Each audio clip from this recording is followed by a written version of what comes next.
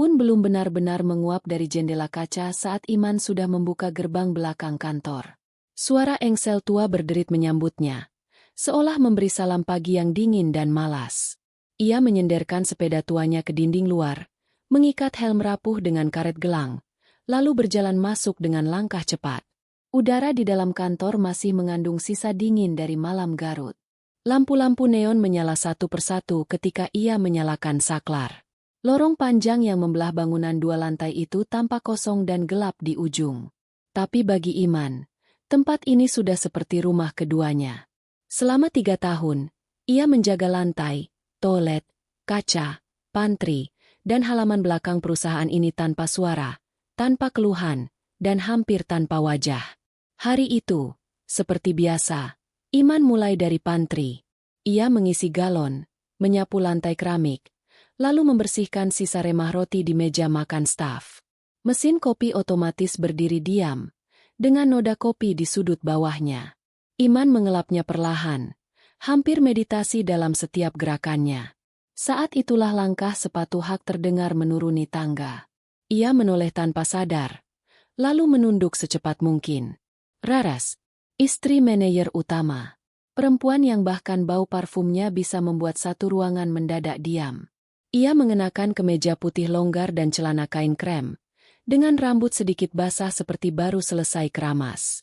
Ada sesuatu dari cara dia berjalan yang membuat waktu terasa melambat. Iman membungkuk sedikit. "Selamat pagi, Bu." Raras tidak langsung menjawab. Ia menghentikan langkah tepat di ambang pintu pantry, menatap Iman beberapa detik. Tatapan yang tidak biasa. Tidak terlalu tajam, tapi juga tidak ramah. Ada keheningan yang ganjil, seperti uap kopi yang belum mengepul. Mesin kopinya belum nyala. Iman buru-buru mengangguk. "Belum, Bu. Saya nyalain sekarang." Ia mendekati mesin dan mulai memencet tombol-tombol, sedikit kikuk. Raras berjalan masuk perlahan, menunggu di samping meja dengan tangan menyilang di perut. Tak ada satu kata pun yang keluar, tapi tatapannya terus mengarah ke punggung Iman. Pak Indra belum datang. Iman mencoba mencairkan suasana. "Masih di rumah. Ada rapat daring." Jawabannya singkat, datar. Tapi justru itu yang membuat jantung Iman berdetak lebih keras. Ia bisa merasakan napasnya di belakang lehernya, meski jaraknya beberapa langkah. "Sudah lama kerja di sini, ya?" tanya Raras tiba-tiba. Iman menoleh setengah. 3 tahun, Bu. Selalu datang paling pagi." "Iya. Soalnya biar semua bersih sebelum staf lain datang." Raras mengangguk pelan. Tangannya menyentuh permukaan meja. "Dingin. Ada yang pernah ngajak ngobrol kamu serius di sini?" Iman bingung. "Ngobrol, Bu?" "Iya. Tentang hidup. Tentang kamu." Iman menggeleng ragu. "Enggak, Bu. Biasanya ya cuma sapaan aja." "Aneh ya?" "Apa yang aneh, Bu?" Raras mendekat, mengambil kopi yang sudah selesai diseduh, lalu duduk di bangku bar tinggi. Uap kopi mulai naik pelan, menari bersama aroma robusta yang khas. Ia menyesap sedikit, lalu menatap Iman tanpa tersenyum.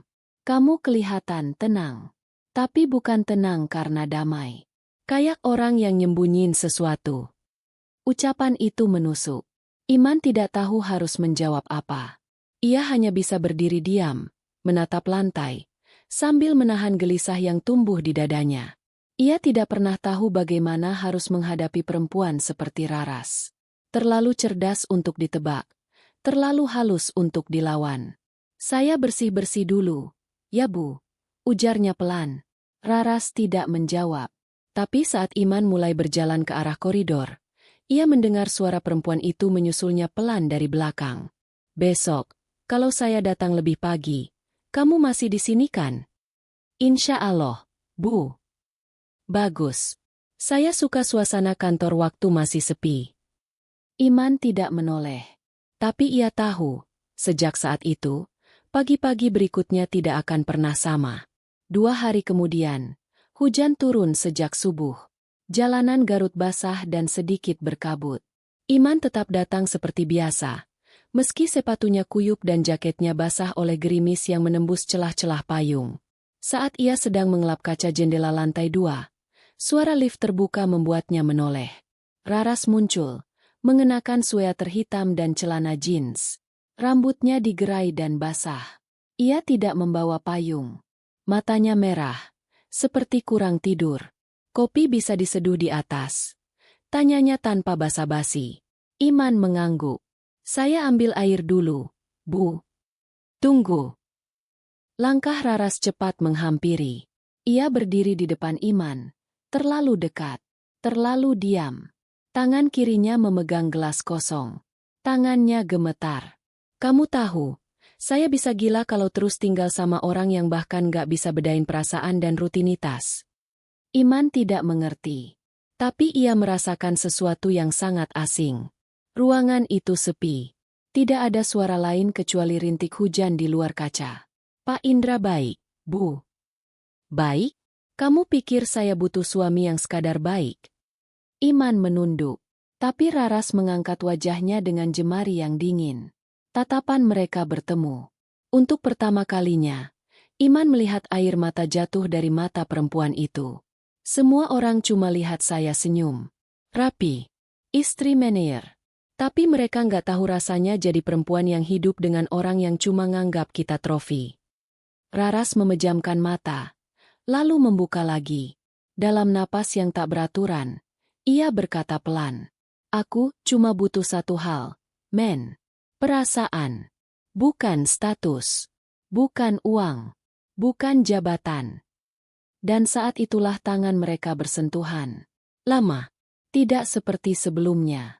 Sentuhan yang bukan tidak sengaja. Sentuhan yang membawa mereka ke tepi jurang yang belum mereka tahu seberapa dalamnya. Malam harinya, Iman tidak bisa tidur. Ia mencoba melupakan perasaan di pagi itu. Tapi bayangan wajah Raras, ucapannya, tatapannya, semua mengendap di kepalanya. Ia tahu ini salah. Tapi rasa bersalah itu justru memancing rasa ingin tahu yang lebih dalam. Hari-hari berikutnya berjalan cepat. Raras makin sering datang lebih pagi. Kadang ia duduk di pantry tanpa berkata-kata. Hanya memandangi Iman yang bekerja. Kadang ia mengajak bicara hal-hal kecil. Tentang masa sekolahnya. Tentang tanaman di rumahnya yang mati. Tentang kopi yang mulai terasa hambar. Semua terasa biasa. Tapi tidak pernah benar-benar biasa. Hingga pada satu pagi yang sunyi, ketika Iman sedang mengepel ruang arsip di lantai 2, Raras masuk tanpa suara. Dan pintu tertutup pelan dari dalam. Ruang arsip di lantai 2 adalah tempat yang jarang dikunjungi siapapun kecuali bagian administrasi. Lemari-lemari tinggi dengan label tahun, tumpukan map coklat, dan debu yang sulit hilang jadi pemandangan harian. Tapi pagi itu, segalanya terasa berbeda. Ada sunyi yang terlalu sunyi. Iman baru saja menyapu sudut lemari paling belakang saat pintu tertutup pelan di belakangnya. Ia menoleh. Raras berdiri di ambang pintu. Tubuhnya setengah terselubung bayangan. Tidak ada sapaan. Tidak ada alasan mengapa dia muncul di ruangan yang tidak pernah ia masuki sebelumnya. Ada yang perlu saya bantu, Bu? Tanya Iman. Mencoba tenang meski suara jantungnya sudah berubah menjadi dentuman di telinga. Raras tidak langsung menjawab. Ia melangkah masuk perlahan, lalu duduk di kursi kerja yang sudah kusam. Saya hanya ingin lihat kamu kerja. Iman menelan ludah. Tangannya gemetar ringan saat kembali menyapu lantai. Tapi ia bisa merasakan mata Raras menempel di punggungnya, mengikuti setiap gerakannya seperti bayangan. Men, suara itu terdengar pelan namun tajam. Ia berhenti. Kamu udah nikah? Pertanyaan itu meluncur seperti anak panah dari semak. Iman mengangguk pelan. Sudah, Bu. Anak. 1. Masih 2 tahun. Raras mengangguk. Namun wajahnya tidak menampakkan apa-apa. Ia hanya duduk diam. Tangannya menyentuh sisi kursi. Mengusapnya seperti mengusir debu yang tak kasat mata. Kadang saya iri sama perempuan biasa. Katanya tiba-tiba. Iman menoleh setengah. Kenapa, Bu? Karena mereka bisa menangis di angkot. Bisa marah di warung. Bisa kecewa tanpa harus terlihat kuat. Iman tidak menjawab. Ia tahu itu bukan pertanyaan. Itu adalah luka yang sedang ditaruh di atas meja. Minta dilihat tapi jangan disentuh. Raras berdiri, lalu berjalan ke arah jendela yang sebagian terbuka. Angin pagi menerpa rambutnya, membuat helai-helai halus itu bergerak lembut. Ia menatap keluar, ke arah halaman kantor yang masih sepi. Kalau kamu nggak kerja di sini, mungkin saya udah lebih kesepian dari sekarang. Iman merapatkan sapunya. Ada sesuatu yang retak dalam dirinya. Rasa hormat, rasa bersalah, dan rasa ingin tahu bercampur menjadi adukan yang lengket di dada. Bu Raras. Perempuan itu menoleh. Mata mereka bertemu. Dan untuk pertama kalinya, tak ada satupun dari mereka yang mengalihkan pandangan. Tatapan itu menggantung. Tidak memaksa. Tidak mengemis. Hanya terhubung. Seolah ada percakapan panjang yang hanya bisa dimengerti lewat sorot mata. Raras mendekat. Ia berdiri sangat dekat hingga Iman bisa mencium aroma tubuhnya yang wangi samar, seperti daun mint dan air. Apa kamu takut sama saya? Pertanyaan itu membuat Iman menegang. Tapi ia menggeleng. Bukan takut. Saya bingung harus gimana. Raras mengangguk. Saya juga. Tangannya menyentuh lengan Iman. Ringan. Tidak menuntut. Tapi cukup untuk membuat napas Iman tercekat. Ia ingin menjauh. Tapi tubuhnya tetap diam. Terlalu lama terbiasa jadi orang yang tak terlihat. Sekarang, disentuh pun rasanya seperti dosa dan anugerah sekaligus. Lama mereka berdiri begitu saja. Lalu Raras menarik tangannya pelan dan berkata, "Saya ke bawah dulu. Simpan ini baik-baik. Saya nggak pernah bicara seperti ini ke siapapun." Dan seperti kabut pagi yang menghilang pelan, ia berjalan keluar ruangan, meninggalkan aroma tubuhnya dan degup jantung yang belum kembali normal. Hari-hari setelah itu jadi medan perang bagi Iman. Tiap kali mendengar suara langkah di tangga, jantungnya melonjak. Tiap kali bertemu mata dengan Raras di lorong, ada percikan asing yang menyambar dalam diam. Suatu siang, ia melihat Raras duduk sendiri di ruang rapat. Laptop terbuka, tapi matanya tidak menatap layar. Iman hanya lewat, membawa ember pel dan sapu. Tapi Raras memanggilnya. "Men." Ia berhenti. "Kamu masih ingat tatapan kita waktu itu?" Iman tak menjawab. "Aku belum pernah merasa dilihat kayak gitu." Suasana menjadi hening. Lalu Raras berdiri, menutup laptop, dan berjalan mendekat. "Tetaplah jujur sama saya. Tapi jangan tolak saya kalau suatu hari saya butuh kamu." Ia pergi tanpa menunggu jawaban. Tapi kata-katanya tinggal di kepala Iman seperti lukisan yang tak pernah selesai. Malam itu, hujan turun deras. Iman menunggu di pos ronda kecil dekat pintu belakang kantor. Menunggu hujan reda agar bisa pulang. Tiba-tiba ponselnya bergetar. Sebuah pesan masuk. Dari Raras. Isi. "Masih di kantor? Bisa temani saya sebentar di ruang arsip?" Tangan Iman gemetar. Ia membaca pesan itu 3 kali sebelum akhirnya berdiri dan melangkah kembali ke dalam gedung yang basah dan sepi. Lorong lantai 2 gelap. Lampu hanya menyala di bagian ujung. Ketika ia membuka pintu ruang arsip, Raras sudah ada di sana. Duduk di lantai, bersandar ke lemari. Matanya merah, wajahnya pucat. "Ada masalah?" tanya Iman pelan. Raras hanya menggeleng. "Saya cuma nggak tahu lagi harus bicara sama siapa." Ia menepuk lantai di sampingnya. Iman ragu. Tapi perlahan, ia duduk. "Kadang saya pengen lari. Tapi nggak tahu kemana." "Saya ngerti, Bu.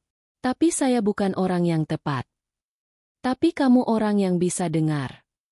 Dan malam itu, di tengah tumpukan arsip dan suara hujan di atap, mereka berbagi diam dan cerita. Tidak ada pelukan. Tidak ada sentuhan. Tapi atmosfer di ruangan itu mulai berubah. Lebih rapuh. Lebih jujur. Lebih dekat. Ketika akhirnya Raras bersandar pelan di bahu Iman, tidak ada yang bicara. Tapi dunia seolah berhenti sejenak, memberi ruang bagi dua orang yang seharusnya tak pernah dekat, untuk tetap tinggal dalam kesalahan yang terasa nyaman. Malam itu bukan akhir. Itu baru permulaan. 3 hari setelah malam itu, Iman mulai kehilangan arah waktu. Hari-harinya tak lagi ditandai oleh jam dinding atau suara azan. Ia mulai mengenali waktu lewat intensitas tatapan Raras. Semakin pagi, semakin dalam. Semakin sepi kantor, semakin dekat. Hubungan mereka belum berubah menjadi apa-apa secara lahir. Tapi batin mereka sudah menyatu dalam keheningan-keheningan yang terlalu panjang untuk disebut kebetulan. Hari itu, kantor sedang sibuk. Ada tim audit dari Jakarta. Staf hilir mudik. Wajah tegang dan suara ketikan komputer menjadi musik latar yang keras dan tergesa.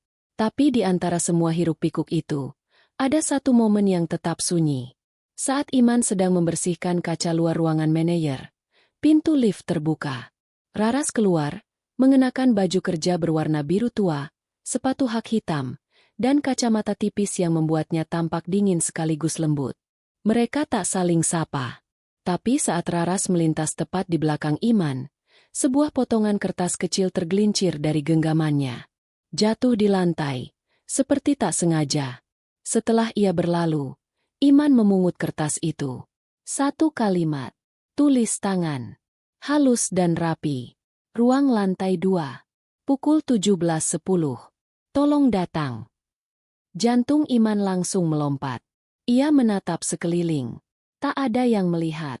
Dan hari itu, waktu terasa sangat lambat. Pukul 5 sore. Kantor mulai sepi. Audit telah selesai. Para staf mulai keluar satu persatu. Beberapa masih tertawa, beberapa tampak lega. Iman pura-pura sibuk menata lemari berkas hingga suasana benar-benar sunyi. Pukul 17.10 tepat. Ia melangkah menaiki tangga ke lantai 2. Lampu sebagian sudah mati. Koridor itu panjang dan dingin. Ia berjalan perlahan, hingga tiba di ruangan kecil yang dulunya tempat pelatihan, kini lebih sering kosong. Pintu sedikit terbuka. Iman mendorongnya pelan. Raras berdiri di dalam, menghadap jendela. Senyap. Aku tadi duduk di rapat 2 jam. Tapi yang kupikirin cuma satu. Iman diam di ambang pintu. Kamu.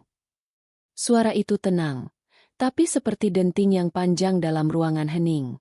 Ia berbalik, perlahan, menatap Iman. Aku nggak tahu lagi cara hidup yang benar. Tapi kamu satu-satunya orang yang bisa bikin aku merasa hidup, bukan cuma hidup. Langkahnya mendekat. Aku tahu kamu takut. Dan kamu harusnya takut. Tapi aku lebih takut kalau perasaan ini cuma numpang lewat. Iman mencoba menahan diri. Bu, ini salah. Apa yang salah, men?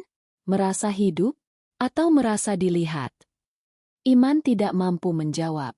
Matanya bertemu mata Raras. Ada keretakan di sana. Tapi juga ada cahaya yang aneh. Seperti api kecil yang menyala di antara reruntuhan. Perempuan itu mendekat. Hanya selangkah. Jarak mereka kini hanya sebatas napas. Kalau kamu bilang berhenti, aku berhenti sekarang. Tapi kalau kamu bilang sekali saja, kamu juga merasakan ini. Kata-katanya menggantung. Jari-jarinya menyentuh dada Iman. Ringan. Seperti bertanya. Seperti meminta izin. Dan Iman, yang sudah terlalu lama hidup di ruang-ruang gelap tanpa suara, akhirnya membiarkan satu kalimat keluar dari bibirnya. Aku juga merasakannya. Saat itulah segalanya mulai berubah. Raras menarik napas panjang, seolah kalimat itu adalah pengakuan yang ia tunggu selama hidupnya. Tangannya naik ke wajah Iman, menyentuh pipinya perlahan, lalu turun ke leher. Lalu pelukannya membungkus tubuh Iman, hangat, gemetar, dan dalam. Tak ada suara, hanya desah napas. Tak ada kata, hanya tubuh yang saling mencari arah pulang. Dan untuk pertama kalinya, keduanya melampaui batas yang tak pernah mereka rencanakan. Di ruangan kecil, tanpa saksi, hanya cahaya senja dari jendela yang perlahan meredup. Mereka terperangkap dalam satu keintiman yang dilarang oleh semua norma, tapi dibenarkan oleh rasa yang tak bisa mereka matikan. Setelah pertemuan itu, dunia berubah. Mereka tetap berpapasan di kantor seperti biasa. Tapi di balik sapaan sopan dan senyum tipis, ada percakapan lain yang berlangsung lewat mata. Lewat pesan singkat. Lewat sentuhan singkat saat berselisih di lorong. Dan setiap kali waktu memungkinkan, mereka akan kembali ke tempat-tempat senyap itu. Ruang arsip. Gudang belakang. Toilet karyawan di lantai atas. Setiap pertemuan menjadi lebih dalam, lebih lepas, lebih candu. Mereka tak lagi menghitung berapa kali. Yang mereka tahu, setiap pertemuan menjadi tempat mereka melupakan dunia. Tapi candu tidak pernah tanpa harga. Satu malam, saat mereka sedang berada di ruangan bekas ruang server, pintu terkunci dari dalam dan hanya diterangi lampu darurat. Raras tiba-tiba menangis di pelukan Iman. Kalau suatu hari, Indra tahu, aku takut kehilangan semuanya. Iman hanya memeluknya erat. Ia pun takut. Tapi ia tahu, semakin ia mencoba mundur, semakin kuat tarikannya ke dalam pusaran ini. Aku akan jaga kamu, Bu. Sampai sejauh yang aku bisa. Raras menatapnya. Bibirnya gemetar. Aku nggak bisa lepas dari kamu. Bahkan kalau aku berusaha. Dan malam itu, lagi-lagi mereka menyerahkan diri dalam hasrat yang mereka tahu tak mungkin abadi. Di luar gedung, dunia tetap berjalan. Tapi di dalamnya, dua jiwa yang salah sedang menanam benih luka yang belum tahu akan berbunga apa. Sementara itu, Pak Indra perlahan mulai mencium sesuatu. Dan badai pertama akan segera datang. Pak Indra bukan lelaki yang mudah curiga. Ia bukan tipe suami yang suka memeriksa ponsel atau menghitung jumlah pesan masuk. Tapi satu hal yang selalu ia percayai, insting. Dan belakangan ini, instingnya terus berdengung. Seperti suara nyamuk yang tak pernah bisa dibunuh. Awalnya, hanya hal-hal kecil. Pulang kerja Raras yang semakin malam, dengan alasan lembur laporan atau rapat mendadak. Kemudian aroma tubuhnya. Parfum yang sama, tapi dengan nuansa berbeda. Seolah tak hanya dipakai untuk formalitas. Ada aroma tubuh asing yang samar-samar menempel, tak cukup kuat untuk jadi bukti, tapi cukup mengganggu rasa percaya. Lalu cara bicara Raras berubah. Tak lagi spontan. Terlalu terkontrol. Seperti seseorang yang sedang menyusun narasi agar terdengar wajar. Dan puncaknya, malam itu, saat mereka makan malam bersama, Pak Indra menyendok sup ayam buatan Raras, mengunyah perlahan, matanya terus menatap istrinya. Kamu akhir-akhir ini sering kelihatan capek. Tapi senyummu beda. Raras mendongak. Tersentak sejenak. Beda gimana? Kayak senyum orang yang lagi nyimpen sesuatu. Raras tertawa kecil, berusaha menutupi gugup yang naik ke wajah. Kamu terlalu sensitif. Pak Indra tersenyum, lalu meletakkan sendok. Ia menyandarkan tubuh ke kursi, menatap istrinya lebih dalam. Ra, aku tahu kamu.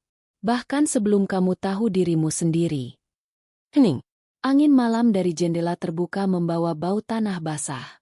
Di luar, suara jangkrik seperti menyanyikan kebenaran yang tak bisa diucapkan. Raras tak menjawab. Ia hanya mengalihkan pandangan ke cangkir teh yang mulai mendingin. Keesokan harinya, Pak Indra datang lebih pagi ke kantor. Sesuatu dalam dirinya berkata bahwa jawabannya ada di sana. Di tempat kerja.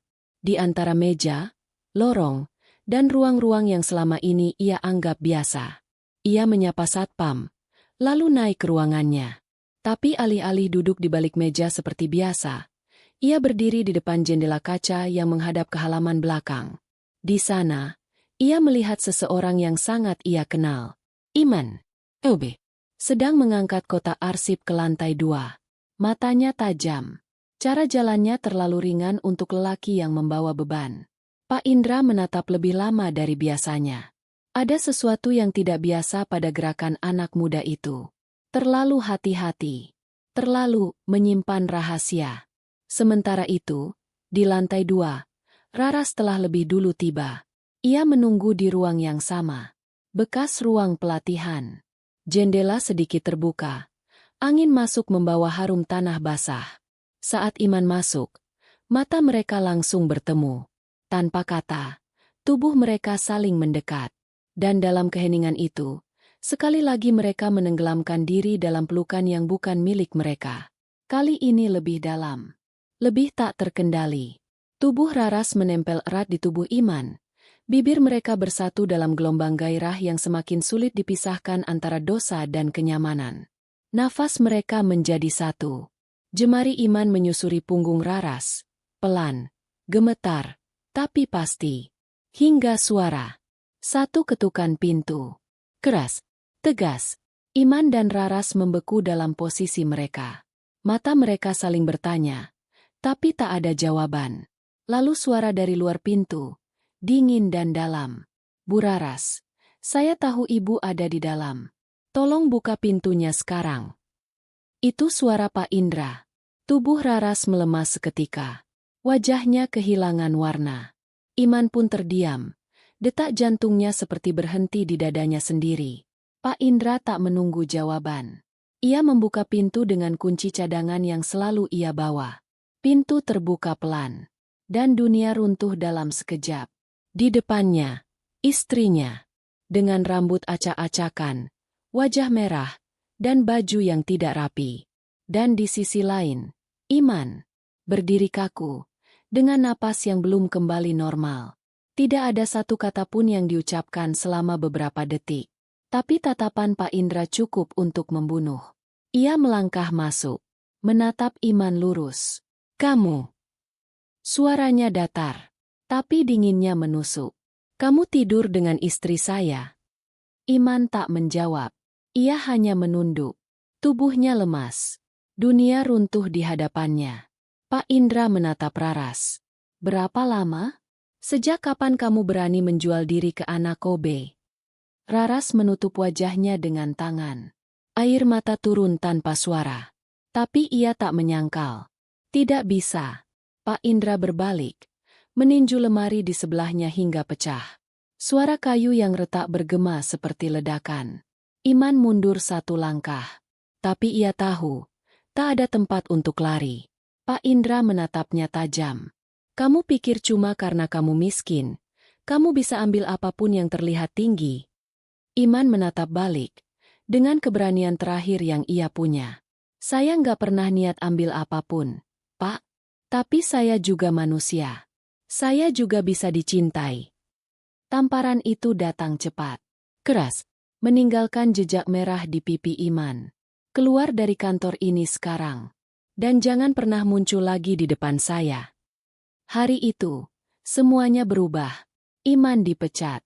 Tanpa surat. Tanpa pesangon. Raras. Tak bisa berkata apapun. Ia mencoba bicara. Mencoba minta maaf. Tapi Indra hanya diam. Diam yang dingin dan mematikan. Di rumah, Indra tidur di kamar terpisah. Tidak bicara sepatah kata pun selama 3 hari. Dan di hari keempat, ia mengirimkan satu amplop ke meja makan. Gugatan cerai. Raras membacanya sambil menangis. Tapi ia tidak menyangkal. Ia tidak membela diri. Karena ia tahu yang rusak bukan hanya rumah tangganya. Yang rusak adalah dirinya sendiri. Langit Garut tak lagi ramah bagi Raras. Udara pagi yang dulu ia nikmati dari balkon rumah kini terasa beku. Tinggi. Seperti dirinya. Sejak surat cerai itu diteken. Rumah besar yang dulu penuh tawa kini jadi reruntuhan kenangan. Indra pergi tanpa bicara. Tidak ada keributan. Tidak ada air mata di depan hakim. Tapi luka yang ditinggalkannya terlalu dalam untuk bisa disebut perpisahan biasa. Raras duduk sendiri di ruang tengah. Menatap kursi kosong yang biasanya diisi suaminya saat membaca koran. Meja makan tak pernah lagi terpakai untuk 2 orang. Tak ada piring cadangan. Tak ada yang memintanya membuat kopi pagi. Ia membuka galeri ponsel. Dan mendapati fotonya bersama Indra di Pantai Santolo 2 tahun lalu. Di foto itu, mereka tertawa, berpelukan, dengan mata yang masih bisa menyimpan masa depan. Ia menutupnya cepat-cepat. Tapi tidak cukup cepat untuk menahan air mata. Kata orang, pengkhianatan itu memabukkan. Tapi yang tidak mereka katakan adalah betapa menyedihkannya hari-hari setelahnya. Saat semua emosi sudah tumpah, dan yang tersisa hanya senyap yang menggigit. Dan yang paling menyakitkan, dia mencintai Iman. Itu bukan kebohongan. Iman tak tinggal lebih lama di Garut setelah dipecat. Ia kembali ke rumah kontrakan kecil di pinggir kota, hidup dari tabungan seadanya, mencoba melamar pekerjaan lain, tapi bayang-bayang skandal di kantor lama seperti kutukan yang mengikutinya kemanapun. Orang-orang mulai tahu, entah dari mana, rumor itu menyebar. Mulai dari warung kopi dekat kantor, hingga masjid di ujung gang. Mereka berbisik. Mereka menatap. Iman? OB yang ganggu istri bos. Gila tuh anak. Satu malam, saat Iman pulang membawa plastik mie instan, ada batu dilempar ke arah pintunya. Tak ada yang mengaku. Tapi pesan dari lemparan itu jelas. Kau bukan lagi bagian dari sini. Iman tak melawan. Ia hanya duduk diam, memandangi cahaya lampu yang berkedip. Ia tahu hidupnya telah digantung di tali yang ia pilih sendiri. Tali yang membawanya ke pelukan Raras, dan pada saat yang sama, menjatuhkannya ke dasar dunia. Tapi yang tak bisa ia hilangkan adalah wajah perempuan itu. Tangisnya, sentuhannya, suaranya saat memanggil namanya di tengah senyap malam. Ia mencoba menghapusnya. Tapi cinta bukan luka yang bisa dikeringkan begitu saja. 2 minggu setelah perceraian, Raras berdiri di depan gerbang kontrakan Iman. Rambutnya diikat seadanya. Wajahnya tanpa make-up. Hanya membawa tas kecil dan wajah yang lebih tua dari usianya. Iman membuka pintu. Terdiam. Ia tidak menyangka akan melihat perempuan itu lagi. Boleh aku masuk? Tanya Raras, pelan. Ia mengangguk.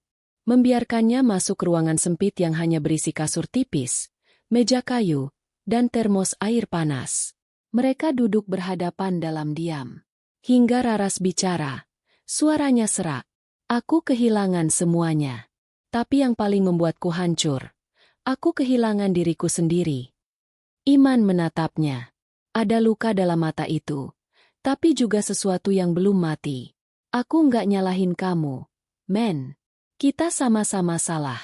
Tapi aku gak datang ke sini buat minta dimengerti. Raras berdiri perlahan, lalu mendekat. Tangannya menyentuh pipi Iman. Aku cuma pengen merasa manusia lagi. Dan malam itu, mereka sekali lagi tenggelam dalam pelukan yang tak lagi dilingkupi kemewahan atau fantasi. Tak ada ruang arsip, tak ada parfum mahal, hanya kejujuran dua manusia yang sudah kehilangan arah. Tubuh mereka saling mencari dalam senyap. Tapi tidak lagi seperti dulu. Kini lebih lambat, lebih rawan. Seperti dua orang yang tahu bahwa apapun yang mereka rasakan tidak akan mengembalikan apapun yang telah hancur. Air mata jatuh di antara desah. Tapi tak satu pun dari mereka menghentikan.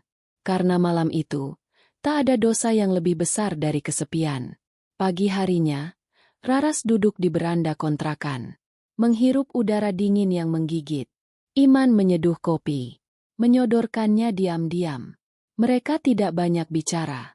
Tapi kehadiran masing-masing sudah cukup jadi bahasa. Namun mereka juga tahu, dunia luar belum selesai dengan mereka. Di luar sana, dosa mereka masih bergema. Masih mengendap di mata orang. Dan konsekuensinya belum mencapai akhir. Dan sesuatu sedang mengintai dari kejauhan. Seseorang yang belum selesai menuntut harga. Pagi itu, kabut menggantung lebih lama di atas Garut. Seolah alam pun enggan menunjukkan wajahnya kepada dunia. Dan di salah satu sudut kota yang tak pernah tidur, langkah seorang pria membawa hawa dingin yang berbeda. Pak Indra. Setelah minggu-minggu menghilang, ia kembali. Tapi bukan sebagai suami. Bukan pula sebagai manajer yang dihormati. Ia kembali sebagai seseorang yang kehilangan. Dan kehilangan membuat manusia berubah menjadi sesuatu yang tak bisa ditebak. Ia berdiri di seberang jalan, mengenakan jaket hitam, menatap kontrakan tempat Raras tinggal. Di tangannya, ada sebuah berkas. Di wajahnya, tak ada lagi amarah. Yang tersisa hanya kehampaan yang mendorongnya menuju satu hal, pembalasan. Ia sudah tahu semuanya. Bahwa Raras tinggal bersama Iman. Bahwa mereka tak lagi bersembunyi. Dan bahwa dunia seolah membiarkan keduanya hidup dalam dosa tanpa konsekuensi. Tapi dunia tak sebaik itu. Indra membuka ponsel. Menekan satu nomor. Halo, Pak Bayu. Saya ada informasi yang mungkin menarik untuk media Anda. 2 hari kemudian, halaman depan salah satu media lokal memuat headline yang menyayat. Skandal perselingkuhan ex-manajer dan OB muda gegerkan perusahaan swasta di Garut.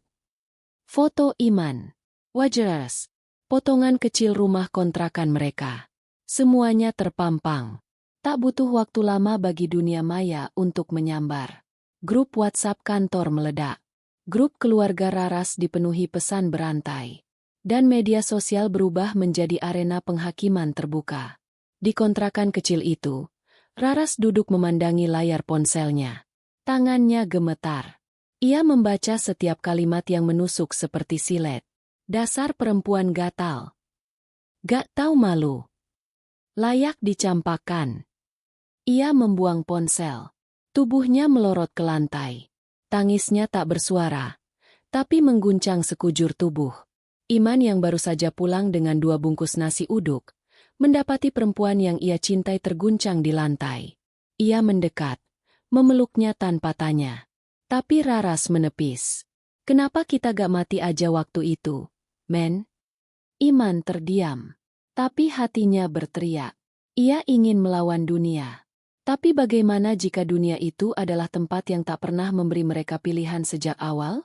Kabar itu menyebar seperti wabah. Anak-anak tetangga mulai menghindar. Ibu-ibu warung menolak melayani Raras. Bahkan tukang sayur yang biasa menyapanya kini menoleh ke arah lain. Dan pada suatu malam, suara lemparan kembali datang. Tapi kali ini, bukan batu, melainkan kaca pecah. Disusul api kecil di pojok jendela. Seseorang telah melempar bom Molotov. Iman sigap memadamkan api dengan air galon. Tapi pesan yang disampaikan tak bisa diredam. Kita gak bisa tinggal di sini lagi, kata Iman setelah api padam. Nafasnya berat, matanya merah. Raras hanya mengangguk. Dalam hatinya, ia tahu, ini adalah pengusiran tak langsung. Kota ini sudah menolak mereka. Bahkan udara pun tak lagi memberi ruang untuk mereka bernafas. Di tempat lain, Pak Indra duduk di beranda rumah baru yang lebih kecil. Sendirian. Menatap berita online yang viral berkat laporannya. Tapi senyumnya tidak muncul. Kemenangan itu terasa hampa. Ia telah menghancurkan 2 manusia. Tapi kehancuran itu tak memperbaiki lukanya. Ia hanya menjadi lebih dingin. Lebih asing dari siapapun yang ia kenal sebelumnya. Dan ia tahu satu hal, ada batas antara keadilan dan dendam. Dan ia telah melewati batas itu. Raras dan Iman memutuskan pergi. Dengan motor tua dan 2 tas ransel. Tidak ada tempat tujuan pasti. Tapi mereka tahu, Garut bukan lagi rumah. Di tengah perjalanan, di antara dinginnya jalanan malam, Raras bersandar di punggung Iman. Kalau kita gak ketemu dulu, semuanya mungkin masih utuh. Ucapnya pelan. Iman menggenggam tangan perempuan itu di pinggangnya. Tapi aku mungkin gak akan pernah tahu rasanya hidup. Dan malam itu, mereka tak tahu akan kemana. Tapi setidaknya mereka masih punya satu sama lain. Meski dunia tak lagi mengizinkan. Dari kejauhan, kelap-kelip lampu kota terlihat seperti bintang jatuh yang tersangkut di ujung bumi. Raras duduk di belakang Iman, membiarkan angin malam menyapu wajahnya. Setiap kilometer yang mereka tempuh adalah penghapus samar dari masa lalu yang membusuk. Tapi juga pengingat bahwa dosa bukanlah sesuatu yang bisa dilupakan hanya karena berpindah tempat. Mereka berhenti di sebuah desa kecil di pinggiran Tasikmalaya. Desa itu tak mengenal nama mereka. Tak ada yang tahu wajah mereka. Hanya sawah yang menghampar, kabut tipis pagi hari, dan suara ayam yang menjadi penanda waktu. Mereka menyewa kamar kecil di rumah seorang nenek tua yang tidak banyak tanya. Hanya menyambut dengan teh manis dan senyum yang nyaris punah. Hari demi hari mereka coba bangun kembali kehidupan.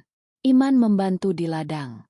Raras menawarkan diri sebagai asisten guru di madrasah dekat masjid. Tak ada gaji tetap. Hanya upah harian. Cukup untuk membeli beras dan minyak goreng. Mereka hidup dalam diam. Tapi diam tidak sama dengan damai. Karena malam-malam tertentu, suara dari masa lalu datang mengetuk. Kalau kamu nyesel, Rah, kamu boleh ninggalin aku, bisik Iman suatu malam, saat mereka terbaring di bawah langit-langit yang bocor. Raras tidak menjawab langsung. Ia menggenggam tangan Iman erat-erat. Lalu berkata lirih, "Aku gak nyesel karena cinta. Tapi aku nyesel karena aku kehilangan harga diri sebelum sadar aku mencintaimu." Kalimat itu menggantung lama di udara. Seperti aroma luka yang belum juga sembuh. Waktu berjalan, tapi dunia tak melupakan. Suatu siang, ketika Rara sedang mengajar anak-anak mengaji, seorang ibu muda membisikkan sesuatu dengan wajah terkejut. Mbak masuk berita lagi. Nama Mbak disebut di podcast YouTube. Katanya istri manajer yang tidur sama OB. Raras tak merespons. Tapi tangan kirinya gemetar. Ia pamit pulang lebih cepat hari itu. Lalu mengunci diri di kamar. Iman mengetuk beberapa kali. Memanggil perlahan. Tapi tak ada jawaban. Di dalam, Raras menatap cermin kecil. Wajahnya terlihat lebih tua dari usianya. Kantung matanya dalam. Garis-garis di sudut bibirnya tak bisa lagi disembunyikan. Ia berkata pada pantulan itu, "Kamu perempuan yang dicintai, tapi dibenci dunia." Malamnya, Raras bicara pada Iman dengan suara tenang, tapi matanya sudah menyerah. "Kita gak bisa terus gini, men. Aku lelah diburu kenangan yang gak pernah mau diam." Iman menatapnya lama. "Kita bisa pindah lagi. Ke tempat yang lebih jauh. Dan dunia akan tetap menemukan kita. Dimanapun. Karena kita bawa luka itu kemanapun kita pergi." Hening. Angin dari jendela membawa suara jangkrik. Seolah mengantar akhir dari sesuatu yang tak pernah benar-benar mulai. "Aku gak ninggalin kamu karena aku benci, men. Tapi karena aku gak ingin kamu terus jatuh karena aku." Iman berusaha bicara. Tapi tak ada suara yang keluar. Ia tahu, saat itu juga, perempuan yang ia genggam erat selama ini, telah memilih untuk berjalan ke arah yang berbeda. Pagi harinya, Raras pergi, membawa satu tas kecil dan selembar surat yang ditinggalkan di meja kayu. Isi surat itu sederhana. "Kita adalah dua orang yang bertemu di waktu yang paling salah. Tapi cinta kita tidak salah. Yang salah adalah dunia yang menolak memberi ruang untuk kita hidup di dalamnya. Tapi mungkin, jika Allah izinkan, kita akan bertemu di tempat yang lebih baik dari ini semua. Tempat yang tak mengenal malu, aib, atau tuduhan. Aku tetap mencintaimu, tapi aku harus pergi." Iman berdiri lama di depan pintu, menatap jalanan tanah yang mulai becek oleh hujan gerimis. Ia tak mengejar, tak mencoba memanggil. Ia hanya diam. Seperti laki-laki yang tahu bahwa perjuangan ini telah sampai pada ujungnya. Bukan karena mereka menyerah, tapi karena kadang, cinta bukan untuk dimiliki. Dan dosa, bagaimanapun caranya kau cuci, akan selalu meninggalkan bau di ujung waktu. Raras tak pernah kembali. Iman pun tak pernah mencarinya lagi. Mereka menjadi kisah yang hanya bergetar dalam diam. Sebuah aroma kopi yang menguar dari cangkir yang pecah. Masih terasa hangat, tapi tak bisa diminum lagi.